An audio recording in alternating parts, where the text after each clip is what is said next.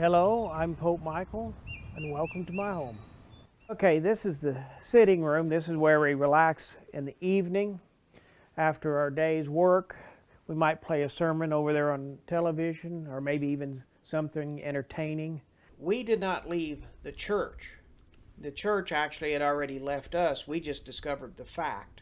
I become convinced we need to elect a pope, and here is why. When it finally came time to hold the election itself, only 11 people showed up. 2 are children, therefore not qualified to vote. 3 others did not actually decide to participate in the election. So 6 of us gathered on July 16, and I was elected as Pope. People will be saying something about me on Facebook. Well, I don't believe he's Pope, but I wish he was. I don't believe he's Pope, but he's sure a lot better than Pope Francis.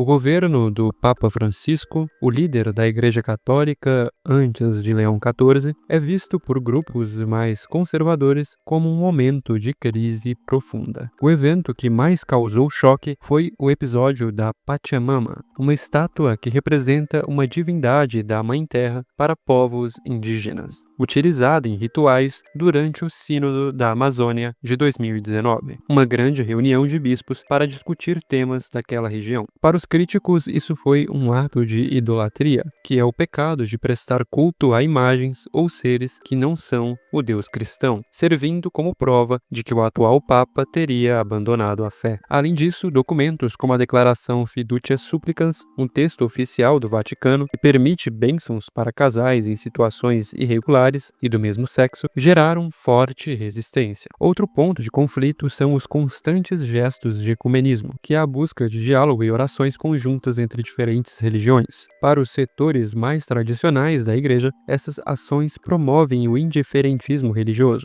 a ideia de que todas as religiões seriam caminhos igualmente válidos para a salvação, o que contradiz ensinamentos antigos da Igreja. A tensão aumentou ainda mais com a lei chamada Traditionis Custodes, um documento em que o Papa restringiu severamente a celebração da missa antiga. Isso fez com que muitos fiéis que buscam o rito tradicional se sentissem perseguidos e saíssem das paróquias comuns para frequentar grupos que não obedecem a Roma. No discurso sede-vacantista, essas polêmicas modernas são provas visíveis de que a Sé Apostólica, o gabinete e a autoridade oficial do Papa em Roma, não pode estar sendo ocupada por um sucessor legítimo de São Pedro.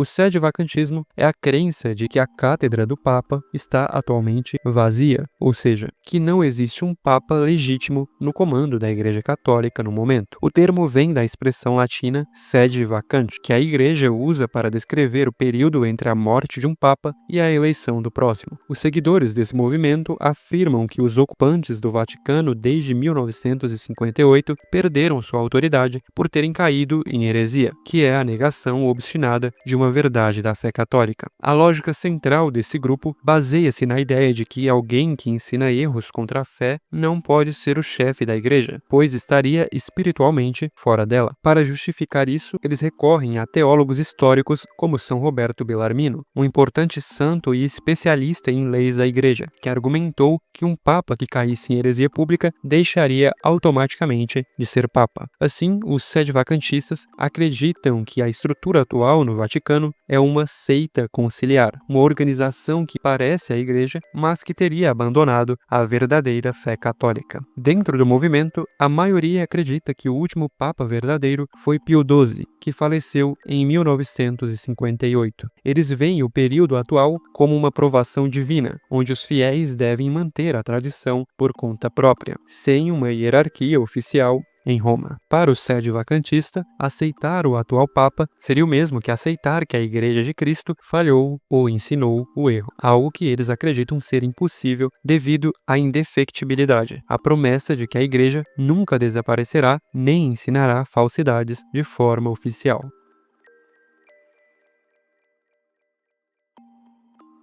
A base teológica para a separação dos sedevacantistas é o Concílio Vaticano II, uma grande assembleia de bispos realizada entre 1962 e 1965 para atualizar a Igreja perante o mundo moderno. Esse evento buscava o que chamavam de aggiornamento, uma palavra italiana para atualização. No entanto, os tradicionalistas veem esse concílio como um ponto de quebra radical, alegando que ele introduziu ensinamentos novos que contradizem o que a Igreja sempre pregou por séculos. Aliás, devo explicar que os sedevacantistas são um grupo dentro do movimento tradicional, sendo este o ramo mais radical dentro do tradicionalismo. Logo, nós veremos como esses grupos se dividiram. Os pontos de maior conflito são os documentos sobre liberdade religiosa, que trata do direito civil de cada um seguir sua religião, e sobre o ecumenismo, o esforço de união com outras confissões cristãs. Para o movimento tradicional, esses textos diminuem a importância da Igreja Católica como a única via de salvação. Eles acreditam que o Vaticano II alterou a natureza da Igreja ao dizer que a Igreja de Cristo apenas subsiste na Igreja Católica, em vez de dizer que elas são exatamente a mesma coisa. Por causa dessas mudanças, o movimento classifica o evento como um concílio de ladrões, termo usado na história para assembleias de bispos consideradas ilegítimas. Eles argumentam que, como a Igreja Católica é assistida pelo Espírito Santo, ela não poderia errar em um concílio desse tamanho. Portanto, se o Concílio Vaticano II ensinou o que eles consideram erros doutrinários, a conclusão deles é que a autoridade que organizou e o aprovou não possuía o mandato divino e, por isso, não era realmente a autoridade do Papa.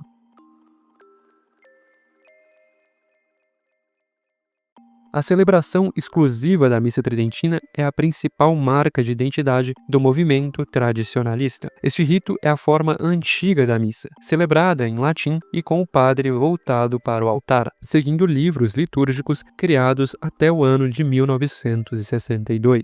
Para esses grupos, a missa antiga é o sinal da verdadeira igreja, preservada intacta contra as mudanças modernas que eles consideram prejudiciais à fé. O movimento rejeita totalmente o Novus Ordo Missae, que é a missa moderna celebrada na maioria das igrejas hoje, geralmente em língua local e com o padre voltado para o povo. Alguns sedevacantistas chegam a questionar se a transubstanciação, o milagre onde o pão e o vinho se tornam realmente o corpo e o sangue de Cristo, segundo a doutrina católica, realmente acontece nas missas modernas devido às alterações nas orações centrais. Eles veem a nova missa como um rito que se assemelha mais a um culto protestante do que ao sacrifício propiciatório, a crença de que a missa é uma oferta real de Cristo a Deus. Visualmente, as comunidades tradicionalistas mantêm o rigor do passado, como o uso constante da batina e de hábitos tradicionais. No caso dos sedevacantistas, eles evitam até mesmo as missas tradicionais autorizadas pelos bispos locais, chamadas de missa de induto, porque nestas o nome do Papa atual é mencionado na oração principal, e para eles, participar de uma missa em união, unacum, com um líder que consideram herético seria uma forma de aceitar falsos ensinamentos e praticar um culto falso.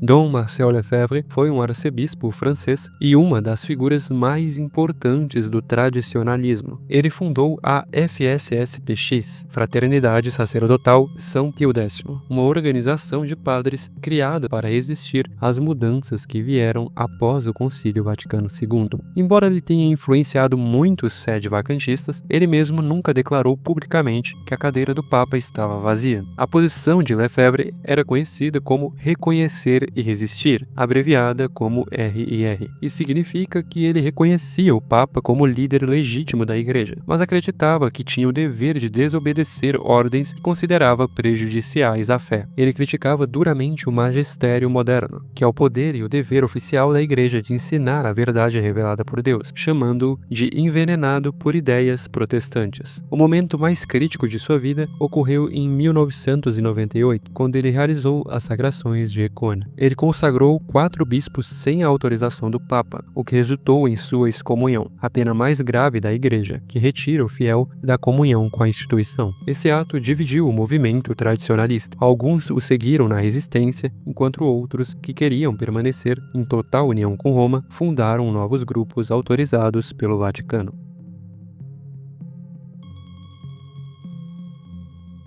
A CMRI, Congregação de Maria Rainha Imaculada, é uma das maiores organizações sede-vacantistas do mundo, sediada nos Estados Unidos. Ela foi fundada por Francis Schuckardt, um leigo que afirmava ter recebido poderes especiais para proteger a fé. Um leigo, nesse sentido, não se trata de uma pessoa ignorante no assunto, mas sim um fiel católico que não faz parte do clero, ou seja, não é padre nem bispo. Atualmente, o grupo é liderado pelo bispo Mark Pivarunas e opera uma rede de capelas, além de escolas e um seminário para formar novos padres. A SSPV, Sociedade de São Pio V, surgiu em 1983 após uma briga interna na fraternidade de Dom Marcel Lefebvre. 9 padres foram expulsos porque se recusavam a usar o missal de 1962 e questionavam se os papas modernos eram legítimos. Eles foram liderados pelo bispo Clarence Kelly até sua morte em 2023. O grupo é conhecido por ser muito rigoroso e por causar um cisma. Embora ambos os grupos defendam a tradição, eles frequentemente discordam entre si. A SSPV, por exemplo, muitas vezes não permite que membros de outros grupos sede-vacantistas recebam a comunhão. Essa falta de união ocorre porque eles não reconhecem uma autoridade central em Roma para resolver suas disputas. Para esses fiéis, participar dos sacramentos só é seguro dentro de suas próprias estruturas organizadas.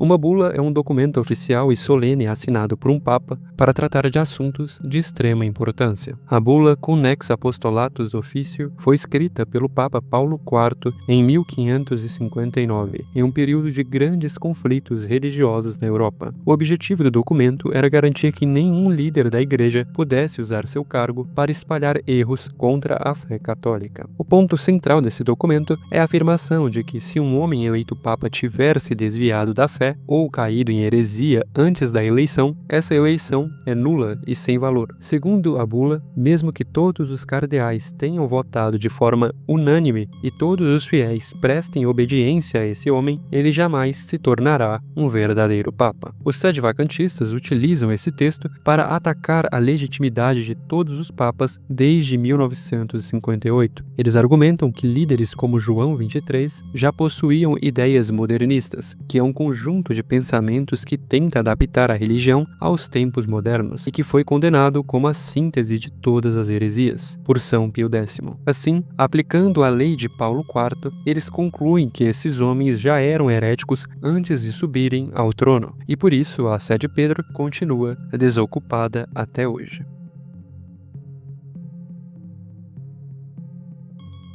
São Roberto Bellarmino foi um bispo jesuíta e um renomado doutor da Igreja, título dado a santos que tiveram uma influência profunda na teologia católica. Em sua obra mais famosa, ele analisou a questão teórica de como a Igreja deveria agir caso um papa se tornasse um herético público. Bellarmino defendeu o que muitos chamam de quinta opinião. Um papa que caísse em heresia manifesta deixaria de ser papa automaticamente. Ele argumentava que, como o herético está separado do corpo místico de Cristo, que é a própria Igreja em sua natureza espiritual, ele não poderia ser a cabeça desse corpo. Essa perda de autoridade ocorreria ipso facto, ou seja, pelo próprio fato, sem a necessidade de um julgamento formal ou de uma sentença. Embora Bellarmino achasse muito difícil que Deus permitisse que um papa ensinasse o erro oficialmente, ele forneceu a base intelectual que o sede-vacantismo usa hoje. Os seguidores do movimento citam suas palavras para dizer que o atual papa não precisa ser deposto por ninguém, pois ele já teria abdicado do cargo ao professar o que eles consideram heresias. Para eles, a palavra de um doutor da Igreja é a prova final de que eles não estão sendo rebeldes, mas apenas reconhecendo uma realidade espiritual.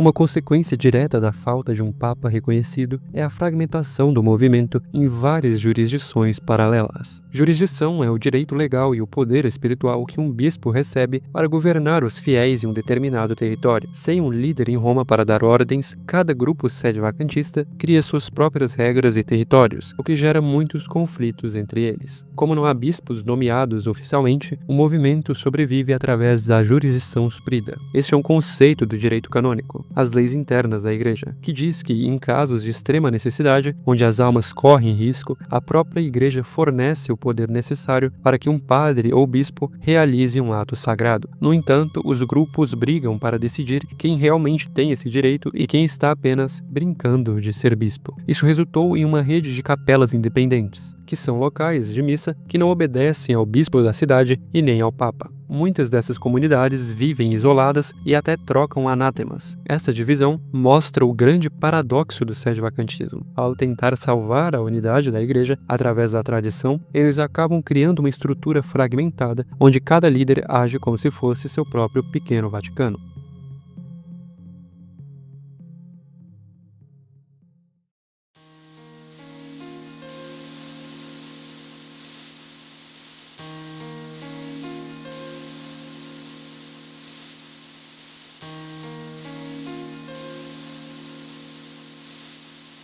A linhagem Tuc refere-se a um grupo de bispos que traçam sua autoridade espiritual até o arcebispo vietnamita Pierre-Martin Ngo Dinh Tuc. Tuc era irmão do presidente assassinado do Vietnã do Sul e foi uma figura de grande prestígio antes de se convencer de que a igreja em Roma havia abandonado a fé. Entre 1976 e 1981, ele realizou uma série de consagrações episcopais, que são as cerimônias sagradas para tornar um padre em bispo, e ele fez isso sem a permissão oficial do Vaticano. Essas consagrações foram feitas sem um mandato papal, o documento obrigatório em que o Papa autoriza a criação de um novo bispo. Ao agir assim, Tuc criou uma hierarquia paralela de bispos que não obedecem a Roma, garantindo que o movimento sede-vacantista tivessem líderes capazes de ordenar novos padres e realizar outros ritos. Por causa disso, o Vaticano o puniu com a excomunhão. A validade desses bispos é um dos temas mais polêmicos dentro do próprio movimento tradicionalista. Alguns críticos argumentam que Tuc estava senil, ou seja, perdendo suas faculdades mentais devido à idade avançada, o que poderia tornar seus atos nulos. Além disso, muitas dessas cerimônias ocorreram em segredo e com poucas testemunhas, o que leva outros grupos sede-vacantistas a duvidar se esses novos bispos possuem realmente a sucessão apostólica, que é a linhagem de poder espiritual que vem desde os apóstolos de Jesus.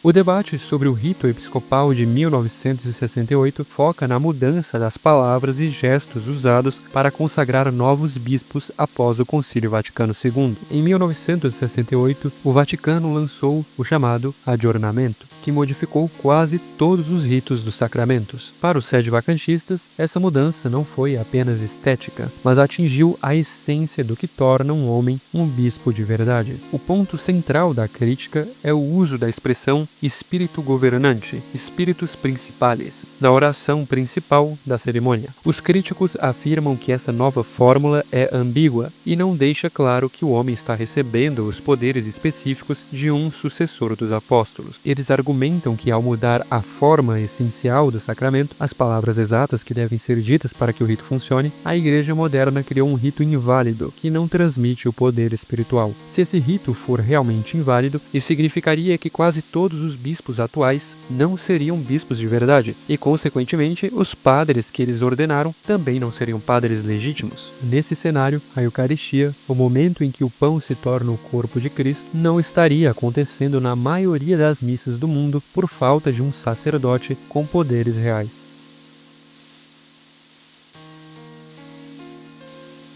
A tese de Cassitiacum é uma explicação teórica complexa, criada pelo bispo e matemático francês Gerard de Laurier, para explicar a crise na igreja. Ela também é conhecida como sede-privacionismo, um termo que indica que o ocupante do trono do Papa sofre uma privação de autoridade. De Laurier queria explicar como alguém pode ser eleito Papa, mas ainda assim não possuir o poder espiritual que o cargo exige. Utilizando a lógica aristotélico-tomista, que divide as coisas entre matéria, corpo ou a base, e forma, forma, a alma ou a essência, a tese afirma que os papas atuais são apenas papas materialmente, e significa que eles foram eleitos legalmente e ocupam o cargo físico, mas são papas falsos na prática porque não receberam de Deus a forma do papado, que é a autoridade divina e o dom de não errar na fé. Segundo essa teoria, o que impede a autoridade de pousar sobre o eleito é um obex, uma palavra latina para obstáculo.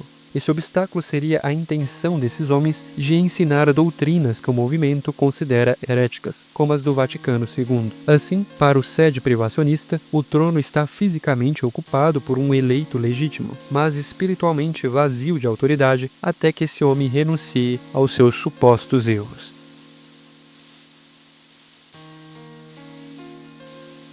O Most Holy Family Monastery, Mosteiro da Sagrada Família, é uma organização sede-vacantista baseada em Nova York, liderada pelos irmãos Michael e Peter Diamond. Eles são conhecidos por sua agressiva estratégia de comunicação na internet, usando sites e redes sociais para espalhar teorias da conspiração e críticas severas à hierarquia atual da igreja. O grupo opera de forma independente e não é reconhecido por nenhuma autoridade oficial da Igreja Católica. Os Diamond são defensores do fineísmo, uma interpretação muito estrita da ideia de que não há salvação fora da Igreja Católica. Por causa disso, eles rejeitam conceitos como o batismo de desejo, que é a crença de que uma pessoa que queira ser batizada, mas morreu antes disso, pode ser salva por Deus. Eles consideram que quase todos os outros grupos, mesmo outros sede-vacantistas, são heréticos por não aceitarem essa visão radical. Aliás, o mais interessante e engraçado é que essa heresia foi condenada antes do Vaticano II. A retórica do grupo é vista como alarmista por muitos, incluindo afirmações de que o Papa João Paulo II seria o anticristo e que surgiria um impostor no Vaticano. Eles chegam a aconselhar seus seguidores a não receberem a comunhão em nenhum lugar, pois acreditam que quase não restam padres legítimos no mundo.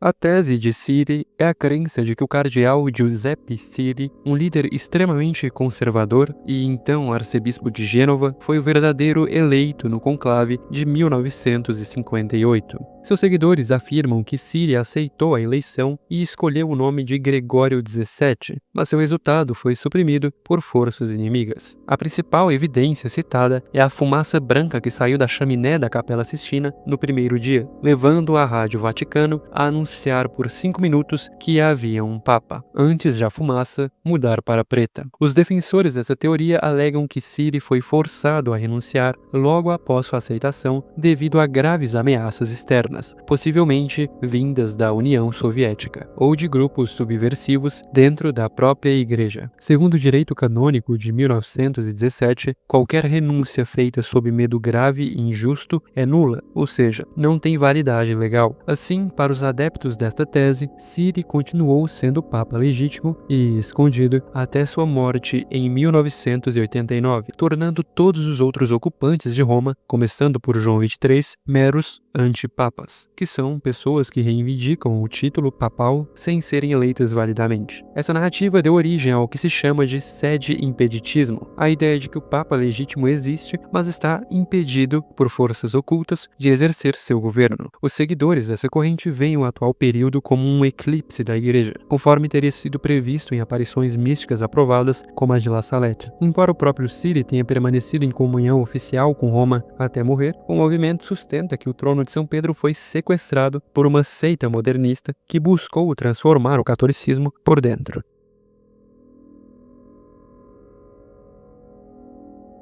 David Bolden, um cidadão americano e ex-seminarista da FSSPX, tornou-se uma das figuras mais conhecidas do conclavismo. O conclavismo é a prática de convocar um pseudo-conclave para eleger um papa quando eles acreditam que a sede oficial está vazia. Convencido de que não existiam mais cardeais legítimos no mundo, Bolden organizou sua própria eleição em 1990, em uma loja de conveniência em Bellevue, no Kansas. O grupo que elegeu Bolden como Papa Michael era minúsculo, composto por apenas 6 pessoas, incluindo o próprio candidato e seus pais. Eles justificaram o ato através do princípio de epiqueia, uma interpretação interpretação razoável da lei que permite agir fora das normas comuns em casos de extrema necessidade para o bem comum. Embora Bowden tenha reivindicado a autoridade suprema da Igreja por 3 décadas, ele passou grande parte desse tempo sendo tecnicamente um leigo, pois só recebeu a ordenação sacerdotal e a sagração episcopal muitos anos depois por linhagens independentes. Bowden liderou o que chamou de Vaticano no exílio, ganhando notoriedade na internet e em documentários devido à natureza inusitada de sua reivindicação. Ele reuniu cerca de 100 de seguidores fiéis que acreditavam que ele era o remanescente da verdadeira fé contra a Igreja Conciliar. Após sua morte em 2022, o grupo elegeu um sucessor, Rogério Martínez, que assumiu o nome de Michael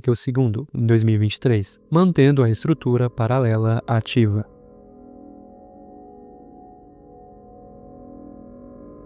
A Igreja Palmariana é uma organização sede-vacantista radical que se transformou em uma estrutura religiosa completamente independente, sediada em Palmar de Troia, na Espanha. Seu fundador, Clemente Domínguez e Gomes, era um suposto vidente que alegava ter visões de Jesus e Maria no local. Clemente foi sagrado bispo pelo arcebispo vietnamita Nguyen Dinh Thuc, sem autorização de Roma, um ato que resultou na excomunhão de ambos. Em 1978, após a morte de Paulo VI, Clemente declarou que o próprio Jesus o havia coroado como Papa em uma visão mística, assumindo o nome de Gregório XVII. A partir daí, a Igreja Palmariana criou sua própria hierarquia completa, com cardeais, missais e ritos exclusivos. Eles chegaram ao extremo de criar uma Bíblia revisada e canonizar santos próprios, incluindo figuras políticas controversas como o ditador espanhol Francisco Franco. Hoje, o grupo é frequentemente classificado como um culto, devido ao seu isolamento extremo e ao controle rigoroso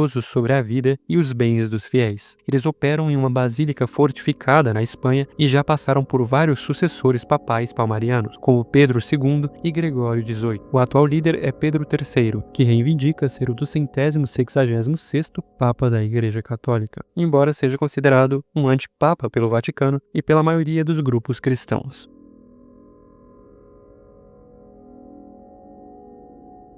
Lucian Pulvermacher era um padre americano da Ordem dos Capuchinhos, um ramo dos franciscanos conhecido pela vida austera, que abandonou a igreja oficial em 1976. Assim como outros sede-vacantistas, ele acreditava que as reformas do Concílio Vaticano II invalidaram a autoridade dos papas modernos. Em 1998, Pulvermacher foi eleito papa por um pequeno grupo de fiéis leigos através de um processo que utilizou o telefone e internet, em uma reunião realizada no estado de Montana. Ao assumir o nome de Pio XIII, Pulvermacher fundou a chamada Igreja Católica Verdadeira. Como ele era apenas um padre e não um bispo, no momento da eleição, ele teve que enfrentar o problema da sucessão apostólica, a ideia de que o poder espiritual deve ser passado de bispo para bispo desde os apóstolos. Para resolver isso, ele nomeou cardeais leigos e alegou ter restaurado a jurisdição da igreja no exílio, agindo como autoridade suprema para seus seguidores. Pio XIII manteve sua reivindicação papal até sua morte em 2009, emitindo diversos documentos e condenações contra o que chamava de seita do Vaticano II. Nos últimos anos de sua vida, ele também passou a ser chamado por alguns seguidores de Pedro II, em referência a uma profecia sobre o último Papa. Após seu falecimento, o movimento perdeu força e sofreu divisões internas, demonstrando a dificuldade desses grupos em manter a unidade sem o reconhecimento de uma estrutura histórica maior.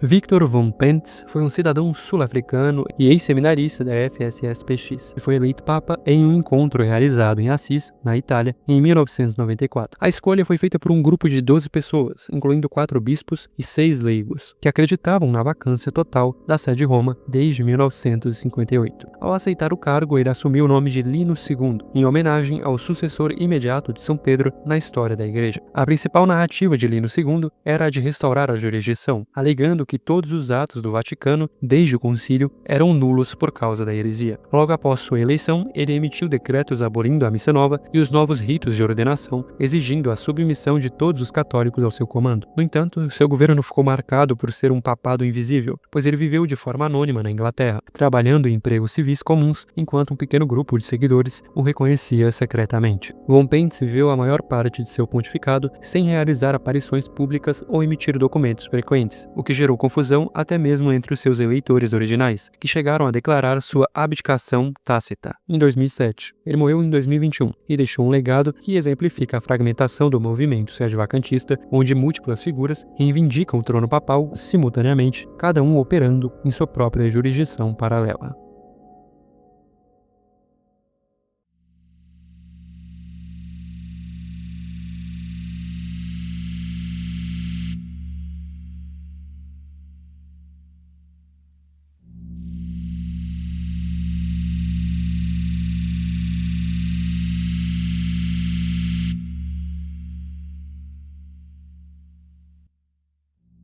Richard Joseph Michael Ibrani pode ser considerado o sedevacantista dos sedevacantistas, porque ele leva a teoria do trono vazio ao seu limite histórico absoluto. Enquanto a maioria dos grupos diz que a igreja caiu nos anos 60, Ibrani afirma que a apostasia, o abandono total da fé cristã, aconteceu muito antes, especificamente no ano de 1130. Ele argumenta que todos os ocupantes de Roma, desde aquela época, são antipapas. O ponto central de sua crítica é a escolástica, que ele define como a glorificação da filosofia sobre a fé simples. A escolástica foi um método de ensino medieval que buscava reconciliar a razão e a filosofia grega com a teologia cristã. Ibrani acredita que esse movimento helenizou ou paganizou o evangelho, transformando mistérios divinos em meras perguntas filosóficas. Por causa disso, ele faz a afirmação extrema de que Santo Tomás de Aquino, o mais famoso teólogo da igreja, está no inferno por ser um filósofo pagão. Ele considera a obra de Aquino, a Suma Teológica, uma das mais importantes explicações da doutrina católica, como um texto herético que trocou os caminhos antigos pela lógica humana. Ibrani vive isolado no Novo México e exige que seus seguidores façam um juramento de fidelidade a ele, tratando-o como o único guia espiritual legítimo na Terra.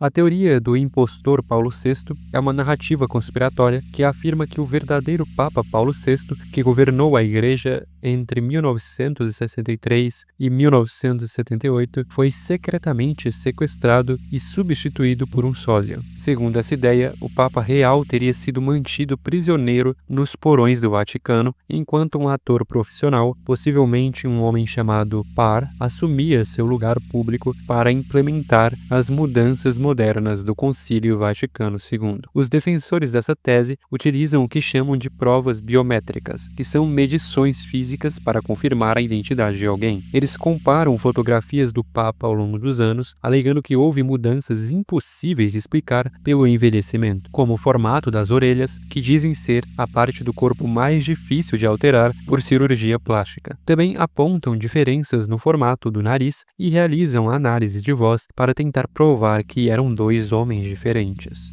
Essa teoria ganhou força através de supostas visões místicas ocorridas em Bayside, Nova York, conhecidas como Nossa Senhora das Rosas. Nelas, a vidente afirmava que o Papa estava sendo drogado por cardeais traidores para que o impostor pudesse agir livremente. Para muitos fiéis que não queriam aceitar as reformas da Igreja, mas tinham medo de dizer que não havia um Papa, essa teoria serviu como um consolo. O Papa verdadeiro ainda existia, mas era um mártir ou prisioneiro de forças inimigas.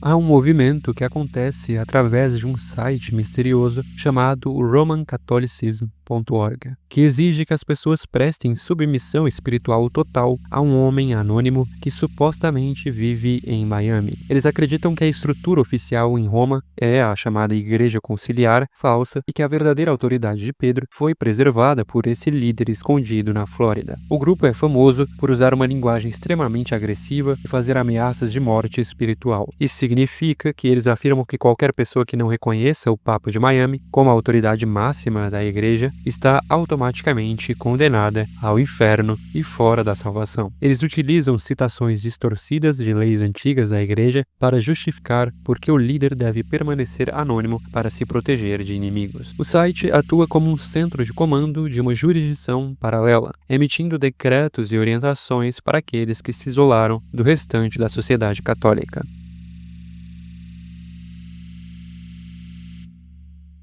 Voltando para explicar melhor um dos tópicos da camada 2, vou contar sobre Francis Conrad Schuckardt, que foi uma das figuras mais polêmicas e marcantes do movimento sede-vacantista nos Estados Unidos. Ele começou como um leigo, líder de um grupo que promovia a devoção a Nossa Senhora de Fátima, mas acabou fundando a CMRI, a Congregação de Maria Rainha Imaculada, uma organização religiosa independente. Schuckardt afirmava ser um papa místico e dizia ter sido coroado por anjos e pela própria Virgem Maria, assumindo o nome de Adriano VII. Sua liderança foi descrita por pesquisadores como cultista, um termo usado para grupos que exercem um controle abusivo e total sobre a mente e a vida dos seguidores. Em sua sede no estado de Washington, ele exigia obediência cega e afirmava que a igreja em Roma era a igreja da besta. Schuckardt mantinha um ambiente de isolamento extremo, onde ele era o único árbitro do que era certo ou errado. O regime de Schuckardt desmoronou em 1984 após uma série de escândalos graves. Ele foi acusado por seus próprios subordinados de abuso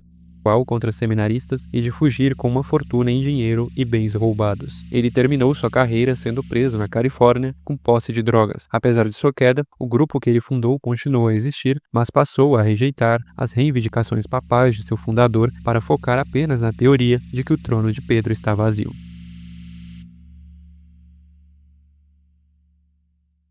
Dominic Crawford lidera um grupo sede-vacantista no estado de Minnesota que é frequentemente chamado de Seita do Medo. A principal característica dessa comunidade é o isolamento radical e o controle absoluto sobre cada detalhe da vida dos fiéis. Crawford prega que a sociedade moderna é dominada pelo anticristo e que qualquer contato com o exterior pode destruir a alma. Uma das regras mais rígidas impostas por Crawford é a proibição de ler qualquer livro, inclusive obras escritas por outros sede-vacantistas. Esse bloqueio de informações serve para garantir que ele seja a única voz que seus seguidores ouçam e a única fonte de verdade para eles. Esse método é conhecido como controle de informação, uma técnica comum em grupos autoritários para evitar que os membros questionem o que está acontecendo. Além do controle mental, o grupo exige penitências extremas, que são sacrifícios físicos rigorosos para pagar pelos pecados. As famílias vivem em comunidades fechadas e Crawford interfere diretamente em decisões pessoais e familiares,